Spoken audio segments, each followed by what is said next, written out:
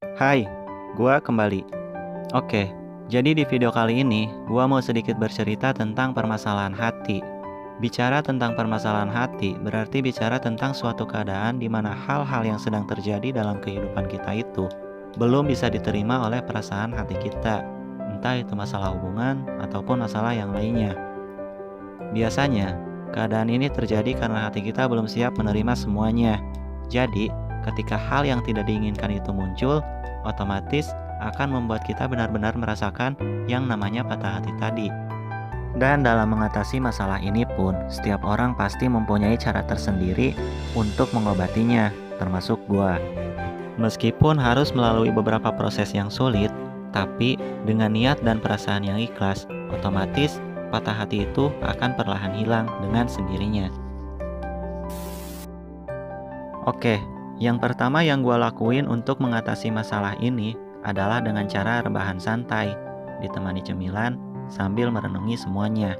Nah, bagi orang yang suka mager kayak gue, rebahan adalah jalan alternatif untuk memikirkan hal-hal yang sedang terjadi di dalam kehidupan gue.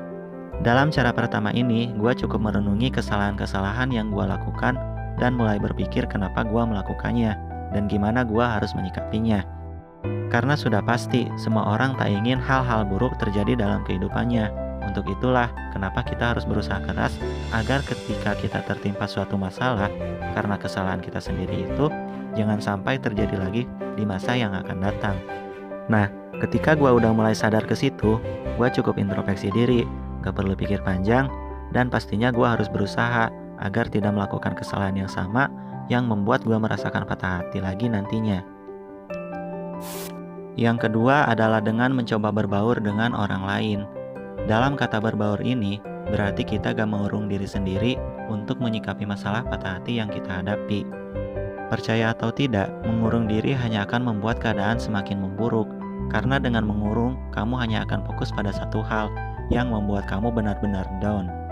Akhirnya, terjadi efek samping seperti gak ada semangat buat ngapa-ngapain, sering nangis di atas bantal, gak nafsu buat makan, menganggap semua orang sama, dan yang paling parah, orang terdekat yang gak tahu apa-apa pun kena imbasnya. Untuk itulah, cobalah berbaur dengan orang lain dan rasakan bahwa kamu hidup di dunia ini tidaklah sendirian. Masih banyak orang-orang yang peduli sama kamu, dan masih banyak orang-orang yang akan selalu mensupport kamu dalam keadaan apapun. Ketiga, mulailah untuk terbuka. Ini adalah cara selanjutnya setelah kita mencoba berbaur dengan yang lain tadi. Dalam kata terbuka ini, berarti kita mencoba sharing ke orang-orang yang menurut kita enak buat diajak diskusi. Karena dengan cara ini, kita akan mencari jalan keluar dan jawaban dari permasalahan yang kita hadapi dengan menyimak apa yang disarankan seseorang ke kita. Tapi, kita juga harus bisa menilai mana yang benar-benar bisa diajak diskusi, mana yang hanya sekedar ingin tahu, dan mana yang justru malah menjerumuskan. Jadi, dalam hal ini, minimal kita harus punya orang yang dapat dipercaya, misalnya ibu, ayah, ataupun saudara yang benar-benar berpengalaman dalam hal ini. Percayalah, terbuka akan membuat kamu lebih mudah menemukan jalan keluar, asalkan memperhatikan poin yang tadi. Jangan mengurung dirimu sendiri, jangan menjauhkan dirimu sendiri dari orang yang udah jelas tetap memperdulikan dan selalu mensupport kamu dalam keadaan apapun. Keempat, mulailah menyibukkan diri dengan berbagai aktivitas dan cobalah jalan-jalan keluar menikmati keindahan alam. Nah, setelah kita melakukan 3 poin yang tadi, otomatis kita ingin merefresh pikiran dan hati kita agar lebih bebas dan tenang. Nah, dengan menyibukkan diri, kita tidak akan fokus ke satu hal saja. Kita pasti memikirkan hal yang lain, misalnya pekerjaan, hobi, dan aktivitas lainnya yang benar-benar bisa membuat kita lupa dengan masalah kita. Lalu, mulailah jalan-jalan keluar sambil menikmati keindahan alam, agar dorongan untuk membuat hati kita menjadi lebih tenang itu semakin kuat dan akhirnya pikiran kita pun menjadi lebih bebas. Dan yang terakhir, tetap bersyukur serta menerima semuanya dengan ikhlas. Dalam hal ini berarti kita sadar bahwasanya perjalanan hidup tak selalu mulus, selalu saja ada lika-liku ketika kita ingin mencapai suatu tujuan. Dan ketika kita berusaha sebaik mungkin agar bisa meraih tujuan itu, tapi tetap saja gagal dan kandas di tengah jalan, mungkin itu bukan hal terbaik yang harus kita raih. itu bukanlah hal baik yang harus kita pertahankan. Pasti, jika hal ini terjadi terus-menerus, berarti Tuhan mempunyai rencana lain untuk kehidupan kita yang lebih baik. Karena itulah, saat patah hati terjadi, kita cukup introspeksi diri.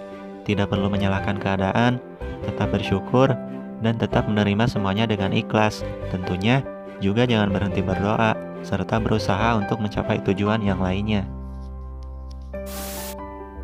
Patah hati memang bukanlah hal yang mudah untuk diobati dalam waktu yang singkat. Tapi, jika kita terus-terusan terpuruk dalam hal ini, justru akan semakin timbul hal buruk juga dalam diri kita, dan itu akan merugikan diri kita sendiri nantinya. Jadi, sesakit apapun yang kita rasakan, dan sedalam apapun patah hati yang kita alami, cobalah hadapi semuanya dengan tenang, tetap bersyukur, dan tentunya terima semuanya dengan ikhlas. Karena menurutku, inilah cara terbaik untuk mengobati masalah patah hati yang kita alami tadi. Oke, mungkin itulah sekilas gimana gua menghadapi masalah patah hati ini. Oh iya, gua juga mengumpulkan beberapa jawaban-jawaban dari netizen gimana mereka menghadapi situasi seperti ini. Berikut adalah jawaban dari mereka semua.